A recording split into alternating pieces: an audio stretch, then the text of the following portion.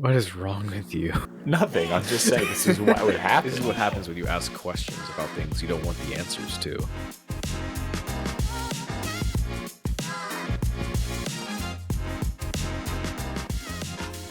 Hello and welcome to What If with Ethan and Sam. I'm Sam, And I'm Ethan. and this is What If. So, Ethan, your what if question today is, what if toys were alive? Well, that's a very interesting question, Sam. First off, I would like to clarify or propose this question. What would constitute as a toy?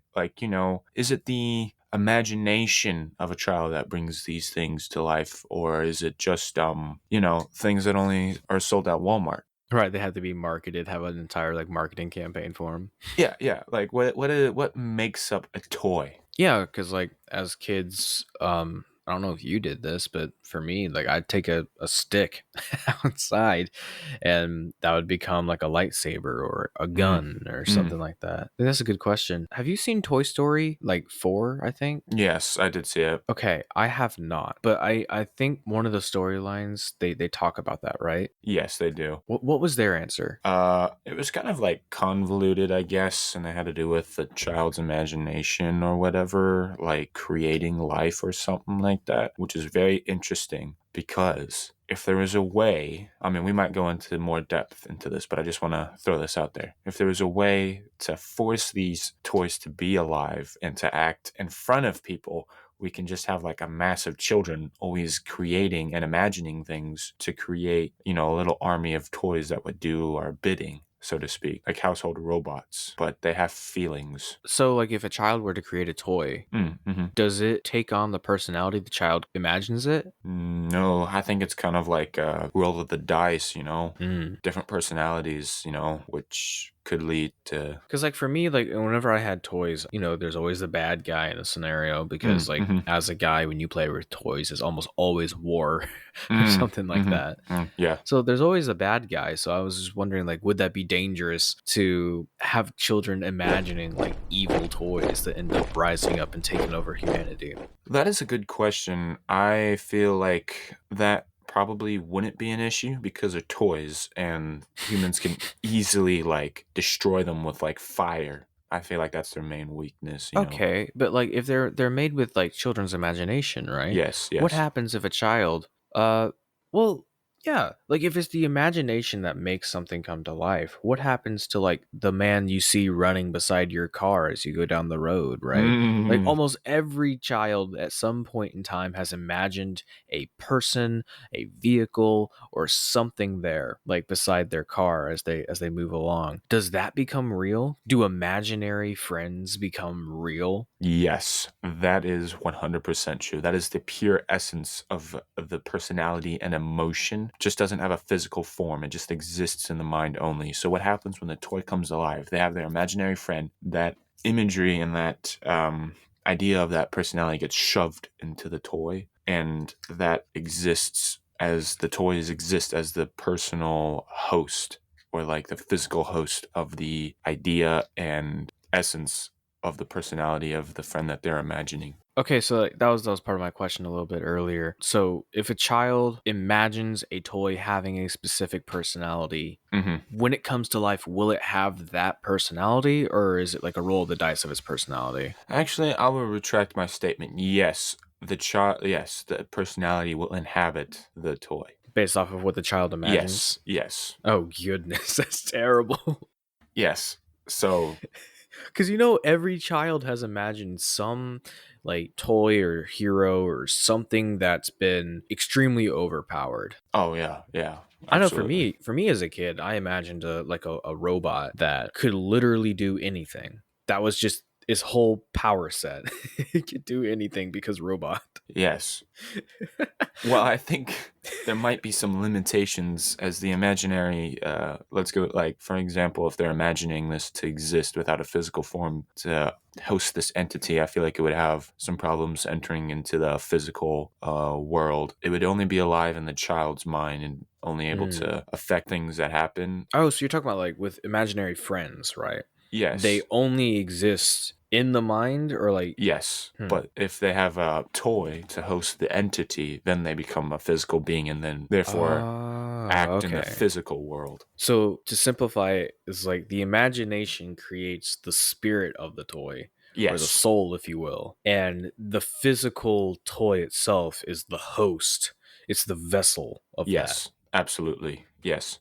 I see. That is terrifying. It is very terrifying because I know as a child, I would, especially on long car trips, I would imagine that trash cans come alive and just chase after our car, like the ones that you see on the side of the road with the wheels on it. Oh Um, no. just imagining that happening in real life, a bunch of trash cans just following this one car because, the child's imagination, it's got a physical vessel that the entity can be inside of. Then you just have trash can imaginary friends.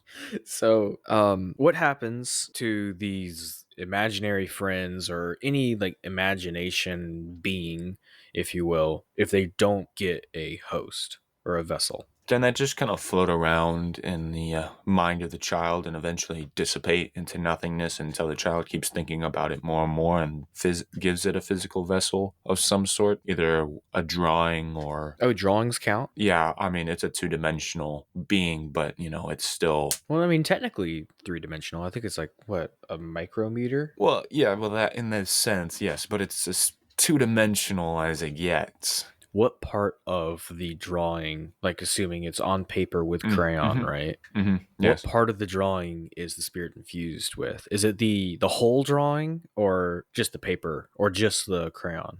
It's the drawing that the child made. So say if you draw like a action figure or like it's a superhero that you have in your head, the superhero that's on the paper comes alive. So its eyes see and watch things and it can speak if it wishes. If it wishes. Yes. Well, we'll get into that later. So wait, did this child draw vocal cords, or like how is this No. working? It gives it a vessel to exist in, Is it just so the power of yes, imagination? yes, because in the mind the imaginary friend can speak, right? Right. So Yeah. that still Yeah. Okay. exists. Yeah. So it gets whatever powers the kid Yes. wants it to have. Scary. Mm-hmm. Yes. Wait. So like, if say a child was imagining this person that controlled lightning or electricity, Yes. and they drew it. They have now created this paper, this piece of paper that now has the ability to control electricity, or can it only control electricity within the page?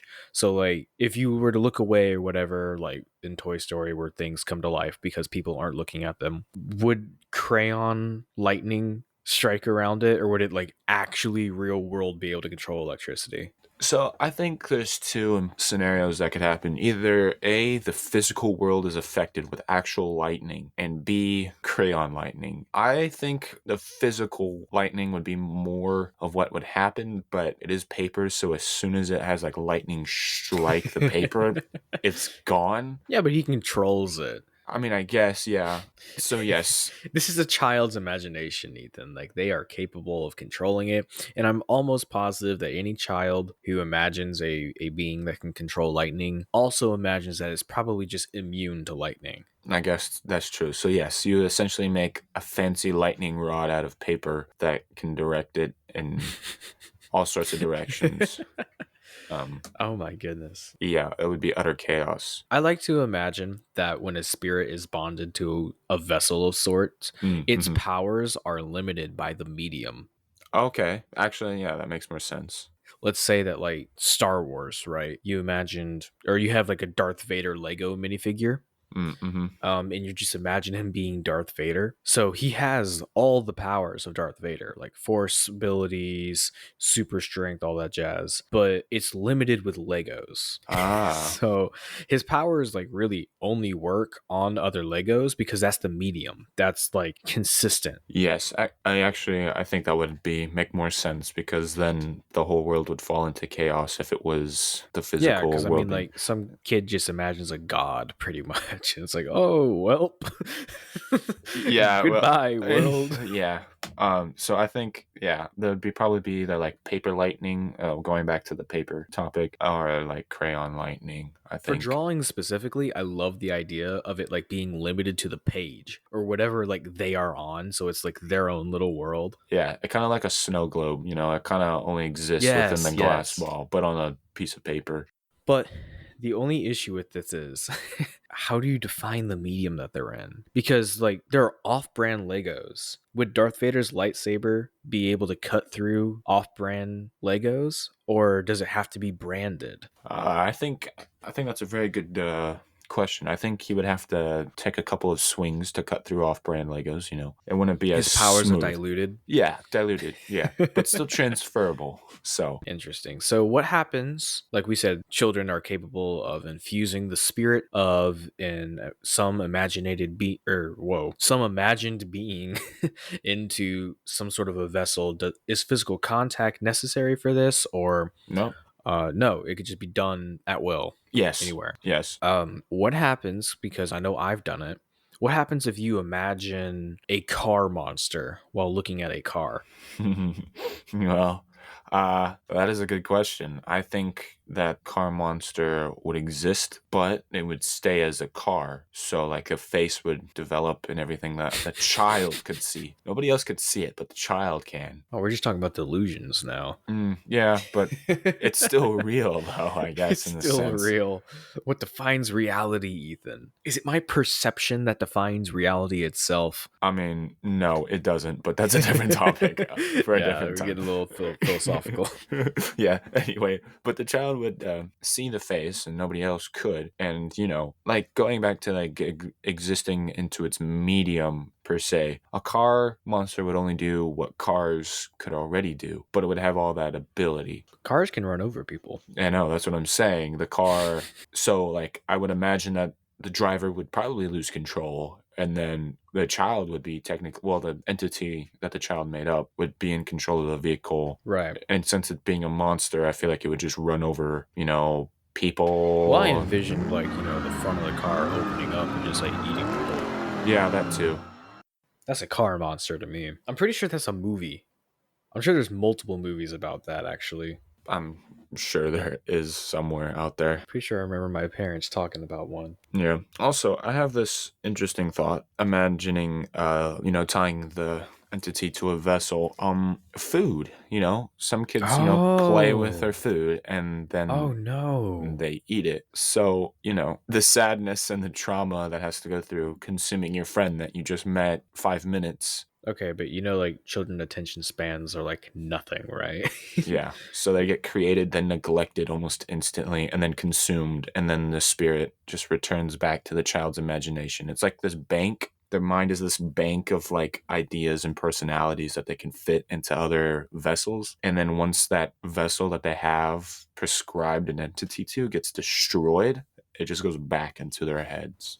Okay, so this brings up a good question. How long is the spirit tied to the vessel? As long as the medium is not destroyed. So like, back to Lego Darth Vader. Mm-hmm. I imagine Lego Darth Vader as Darth Vader himself. And then I'm like, I'm done playing with Legos now. I'm going Yes. to go grow up. Not that Legos are bad. I've offended people. Yeah. I've offended someone. But yeah, life gets busy. Stuff happens. You don't play with Legos anymore. What happens to Darth Vader? Like I'm not still imagining it, right? Right. I guess what I'm asking is, are these toys fueled constantly by the imagination, or are they independent from their creators? I think they're a combination of the both. I think that they You like have. that answer. I do. You like combining everything, I every do. option I give you. I think that they are fueled in a sense as far as their energy, but then they exist on their own by being alive. So I would imagine Darth Vader just peeking out of the toy box and just staring and watching.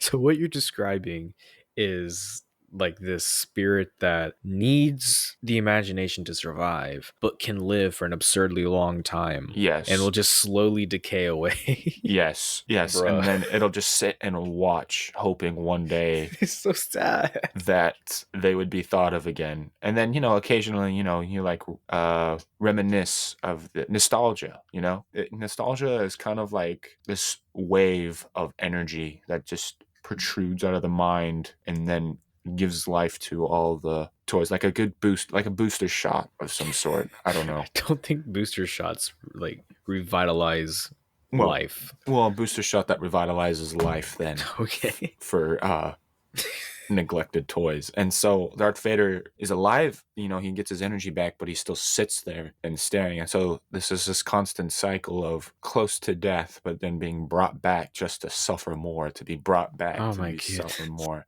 until they actually get physically destroyed. What is wrong with you? Nothing. I'm just saying this is what would happen. Okay. This is what happens when you ask questions about things you don't want the answers to. Yeah, exactly. um oh goodness. So, I think it's time to ask the obvious question. Yes. Do all children have this power, or is this power limited to specifically children first? Oh, that is a good question. I did think about that. I think it's like it starts off, when the child is born or whatever, it has to grow. It's like an organ. But then much like your tonsils, when you hit a certain age, they kind of just degrade until eventually you get really old and like you're 70, you really don't have any tonsils much left. It's really important when you're a child, but then it goes away when you get older. So I'd like to imagine it like that. Like adults can still do it, but they don't really need to do it, and they can't do it as much as they would like to Okay. as a child would. Interesting. That's how I would relate to that ability. Okay. So all children can do this? Yeah, and some, much like your tonsils, some children have better immune responses from the tonsils, some not as much. So I would relate to the ability of some children being able to have the imagination better than I mean, it's others. true. Some people So do just have like yeah, crazier imaginations. yeah, Like you. yeah, yes. Bro, how many monsters have you made? Too many. Your current ideas scare me. I hate to see what you would have come up with as a kid. Let me tell you, it probably hasn't really changed a whole lot. That's what scares me, Yeah. because what you're telling me is now that stuff is alive and you just haven't thought about it, so it's all just suffering and probably hates you. No, because I reminisce. So I do get, I prolong their life, so they probably do have a strong hatred towards Yeah, me. that's what I'm saying, bro. But they can reminisce of the few happy moments that they had, the Oh, glory they can days. reminisce. They can, yes. Okay, hear me out. What if a child imagined another child, right? Because it's Mm-hmm. generally common for toddlers, especially or more commonly for female toddlers to imagine like taking care of a small child. We have like the baby dolls and all that sort of stuff, right? Yes. What happens to them? Those are the ones that are the most affected because they're the ones that had the most bond between the child. And so when neglected, the only thing that replaces that love is rage. And that's why baby dolls are very common in horror movies. Yeah, you're right. Just saying. That's probably where that comes from. Okay, but like the next part of that question is if imagination is something that we find more in children, can a toy imagine another toy, especially if like it's imagined to be a child? Yeah, that's true. I would think yes, because I feel like that's totally possible, but I feel like Or is that like within the understanding? How much understanding does a child have to create something, right? not a whole lot. I mean, I guess my question, I'm sorry, I'm asking so many questions, but no, it's good. my current question that I want you to answer right now is, if a child imagines Lego Darth Vader, I really like this example. They imagine him as like this super strong, like crazy Sith Lord, but they don't actually realize that he can't breathe and that he needs the suit to survive. Mm. What laws or whatever, based off of the original prompt of Darth Vader, actually apply to this toy, or is it just what the child can imagine? Just what the child could imagine, because, you know, some kids don't want Darth Vader to be the bad guy, and so Darth Vader becomes the good guy, you know? And then you just have, like, he just looks really cool, and so some kids are like, oh, this looks really cool. I want him to be the good guy instead. So they reverse the roles. And so it is purely based off of what the child. That's scary though, because we're talking about, well, I mean, pertaining back to the discussion of could a child who imagined a toy child, like, could that toy child create another toy? I would have to say no, because I don't think that the child's imagination would think about that toy making another toy become Hmm. alive, right? I think that's not as common. I do remember an instance where me and my sister would do that sometimes. You would imagine a toy coming to life and that toy that came to life creating another toy come to life. Yeah, yes, I would do that because she pretended to have this doll child or whatever, and then the doll child yeah, it was really weird. But I do remember like that happening at least once. Hmm. Not as common. Now that you remember it, is it more alive? Hmm. Oh no. Is it creating more toys just to spite you, Ethan? Maybe. I don't know how long this rabbit hole goes, but I can imagine it's. We have created a terrifying world, Ethan. Yes, I know. It's beautiful and chaotic. Um, Oh my goodness. So, like, aside from specifically thinking about a toy that can make another toy come to life, right? Generically, little child holds baby doll, thinks of it as a like human baby, whatever they understand that to be. I don't think it would have the ability to make another toy come to life, because that's not something that child understands as a power that they have. yeah, I guess that's true. They just kind of do it naturally, though. Yes, I agree, but the child doesn't understand it, and then, like, this, like, specifically it isn't thinking to make that in the toy that it has. Yeah, I guess. Yeah, that makes sense. Okay, next question. These toys come to life. Let me look up the definition of life, actually. I want the scientific definition here, because I know for a fact that one of the conditions for scientific life is not met. That's okay. It doesn't need to be met. It's a child's imagination. Okay, life is defined as any system capable of performing functions such as eating, metabolizing, excreting, breathing, moving, growing, reproducing, and responding to external stimuli. What we have described responds to external stimuli. Yes, like sadness and left behind. Yeah. It moves, Yes. and unless specified, does not eat, metabolize, excrete, breathe, grow, or reproduce. No, it does not do that. So, is it alive? Yeah, it is alive because, like I said, it's the child, it's the spirit that the child creates in its mind, and it inhabits a Hmm. vessel. If it is imagined to eat stuff, then it has to eat Right, in like order to stay alive. specified things. Yes, that's why I said the baby, like the doll ones, like they have to eat, they have to, like, you know, get Because changed that's or what the whatever. child understands. Like, that's what you do with a baby. So it's more human-like and more lifelike. That's why I said that it exhibits more rage when left behind because it feels the abandonment. It doesn't feel the love that it once had. Neglect is all that it knows. Okay. So let's talk a little bit about the feelings of these toys, right? Children create these toys, they grow up, they move Mhm. on, their interests change. How do the toys feel about being created? I think at a certain point they realize their sentience, but they don't have enough power or energy to really do anything about it because they were left behind. Because they just sit and think all day, reminiscing of the past, you know, just watching little Timmy walk by him for the 2000th time and forgetting about him, you know? And then he starts realizing his ability to think and, you know, have philosophy about life, and but he can't do anything about it, so it's just these little spirits that have the ability to feel, to think and everything, but unable to act upon them, being trapped in a coma. Yeah, it's really sad. Some toys are probably more understanding because they had better memories and were able to like realize how things grow up, you know. And you Other said ones. like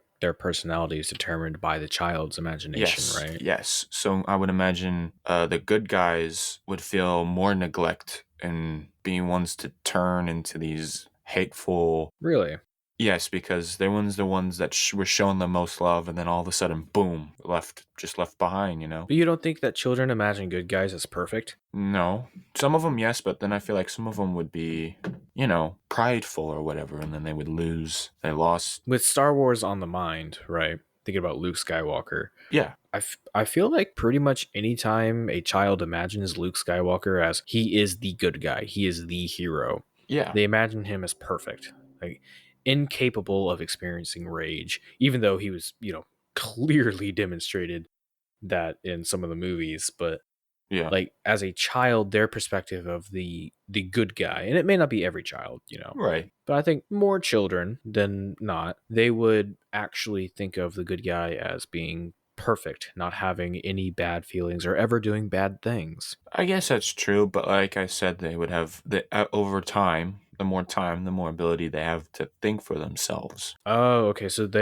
as the child forgets about them, their memory distorts, right? Yes, the less the child thinks about them, the more independent they become, the less energy Mm, they have, the closer to death they are, the mm. more they forget about who they are, ability to think about the world, the more the feelings of being left alone are instilled. But then when that nostalgia wave comes by, they remember who they are, they remember the good times, the memories. It's not clouded anymore. Like I said, it's just this constant cycle of going through rage to appreciation to hate to remembrance of being, once having a happy life and remembering who they are, the good guy. So that is how I would imagine that to happen. Hey, I'm Sam, and I just wanted to take some time to thank you for listening to this week's episode. Ethan and I love having these weird conversations and sharing them with all of you. I have had a blast learning how to edit audio and 3D model for the video versions on Spotify and YouTube. If you're enjoying this episode, please take some time to check out some of our others. And be sure to subscribe, follow, or whatever it's called on the platform you're using so that you don't end up missing an episode. Thanks again for listening, and now, back to the show.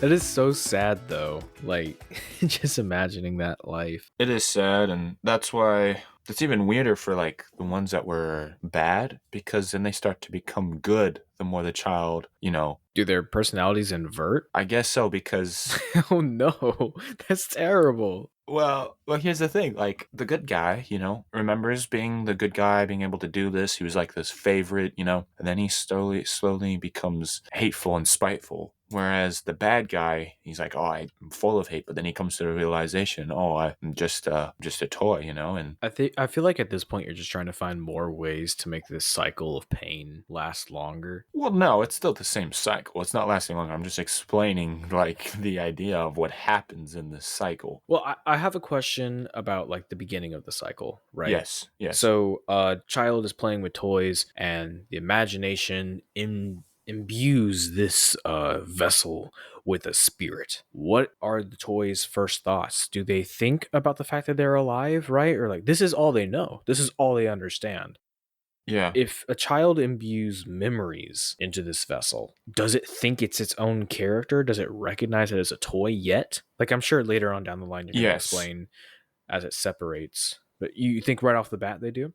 No, I think they are what they know is the idea of the child. So what they experience, what they know, what they feel is all the identity that the imagination of the child instills in it. But as time passes and they separate, that's when these independent thoughts come in, and then realization. That's how that works. Okay, so like to use an example that's not the Lego Darth Hmm. Vader, Lego Iron Man.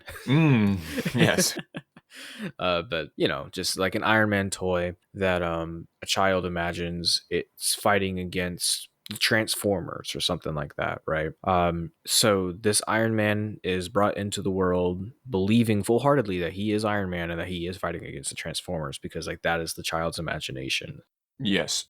But children don't play with toys just one time. So what happens if you take a toy that like already has a spirit bonded to it? Mm-hmm. like the same Iron Man toy, and have it fight against something else. The imagination changes. Yeah, it's kind of like growing up, you know. You have a baby, you know, then they become a teenager eventually, you know, and it's just a life cycle. And they grow up, they add more to their arsenal of understanding of the world, and their personality grows. Right, but what I'm saying is, with this new imagination of who Iron Man is and what he's fighting, right? I know I might be a little bit different from other kids, but whenever I imagine things, I imagine them like as a story. It wasn't just cool dude fought not cool dude. Basically, it was like a huge plot, huge story to stuff. But as that changes, you are creating a new imagination.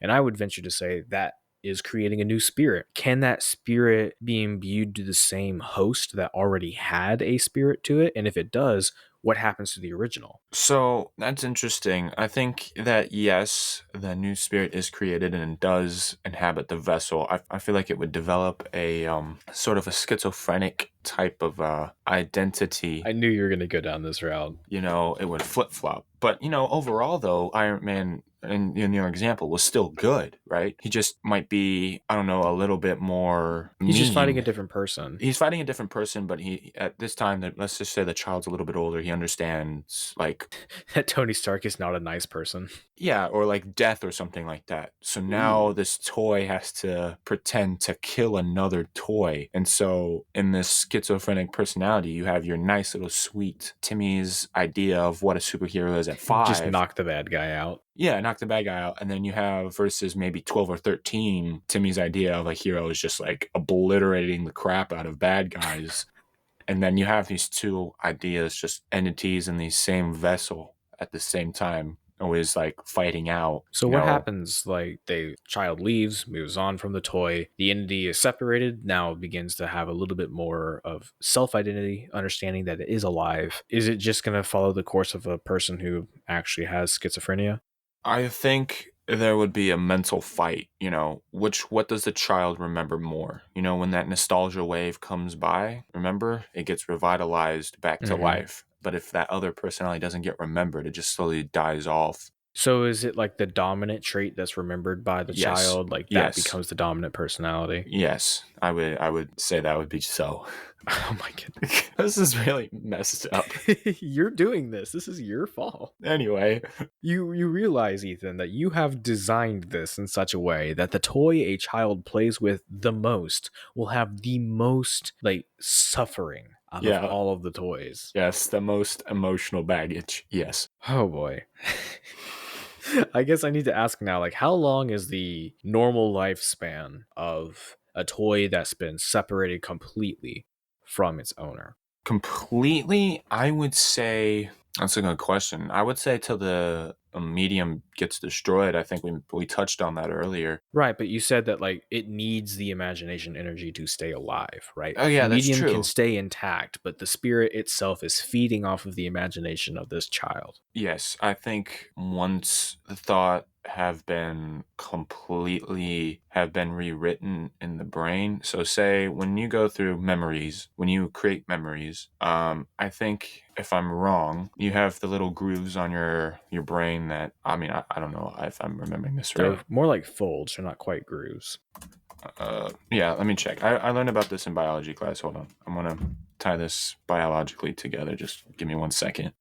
Um, I'm gonna ask the question, do they have biology? no, Because I there are really doubt spirits. this child is going to imagine like stuff like that as part of the spirit. Okay, yeah. So memories are stored. You know, Hippocampus? well, That's which one is that? Is that short term or long term? that's a good question. I think this is going to be a little bit more complicated than what I thought it would be. Let's just say short term and Dude, short term long memory term. is not very long. It's like 3 weeks. Yeah. So basically, the toy's got 3 weeks left to live. Whereas versus long term, you know, it stays in there for a bit, and then however long that stays in there, I don't know the approximation, but however that approximation is, that's how long the toy has to live before those memories get reinvigorated, and then So like new a life memory, comes. as long as a memory exists of the toy, right? And its personality, not just the fact that the toy exists, but the like imagination Hmm. of what the toy did, right? That's very interesting. But one thing about memory is that, they distort over time. Absolutely, yes. What happens to that personality? Like, if I remembered playing with a toy as a kid, but I remembered it incorrectly, I thought I played with this toy in a very passive way. It wasn't near as aggressive as I actually was playing with it as a kid. And I was like, ah, yes, atomic bombs are fun. Like, what happens to the toy's personality? Is it imbued with a new personality, or is that dependent on my ability to continue to do that? Well, I think what happens, I think it kind of goes back to the schizophrenia topic. I think that a new identity would be formed, right, inside of and then the other personality entities that were originally created start to die off. Some of it still remains, some of it, other parts die off. So it's really dependent on the memory of the child, I would say. What if I remember it, but I don't have that spirit and imbuing power anymore? Is it just gonna die? No, it's just gonna revitalize what's there. But like I said, with like tonsils, I would compare that area. Yeah, even 70-year-old people have like a little bit of that left, unless they have it completely removed. So no matter how old you get, you'll still So have a there's a little little bit bit. of creativity that Yeah, can yeah, make yeah, come yeah, out of yeah, it. yeah, yeah. And so that's what kind of revitalizes the life of these neglected entities. Yeah. All right. So what if you got this child? I'm sorry, I got so many questions. We're No, still it's okay. going. What if this child imagines this toy, right? It's Hmm. alive, it's got whatever personality, and then just completely forgets it. We're talking like both short term, long term, doesn't remember it, right? The Yes. toy dies. Then it comes back and remembers it. Is it imbued with a new spirit that is identical to the original, or is the original brought back to life? It is a new spirit that harbors the vessel, but the new spirit can see the dead spirit in there as a reminder, basically, kind of like internal scars. Think of it as like an internal scarring. Oh my So goodness. they can see, the emotions, the memories. They can't really harvest them for themselves, but they can like peer into the past and former life of said vessel. And, the emotional scars stay on the inside of the vessel. I have another question for you, Ethan. Have you ever heard of the ship of Theseus? Oh, yeah, like, if you, like, replace all the boards, is the ship still the ship, or is it the boards that Yep. make the ship? It's the same question here. Yeah. Is it the memories of the original spirit that, oh, let me ask this better. Yeah. So, if the new spirit comes into the exact same vessel, is it the Mhm. exact same being, or does it require the original spirit in the vessel to be the same being? I don't think I asked that right, but you know what I mean. Yeah, no, it's not the same being. It's the new one. It's the spirit. It's the imagination of the child that is made that goes into the entity. But like I said, that when the entity gets in there, it can see. It's kind of like its new home.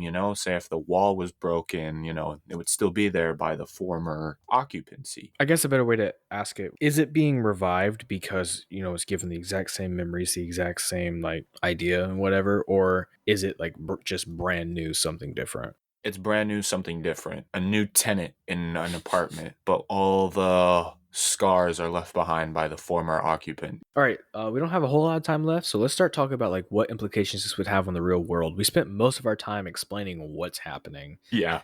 which is fine because it was very interesting. Mm-hmm. But what would the implications be on the outside world? I mean, I would say very little since they can't. Well, the question is, can they or can they not move? Can they move independently or can they not move independently? Well, I mean, like if I imagine Darth Vader, I would imagine he's able to walk, and I would think that that's not dependent on the medium. Well, it is dependent on the medium in the sense that, like, if he's on a piece of paper, I don't think that he's able to walk outside of that paper. But if he's like a Lego brick, he's able to move.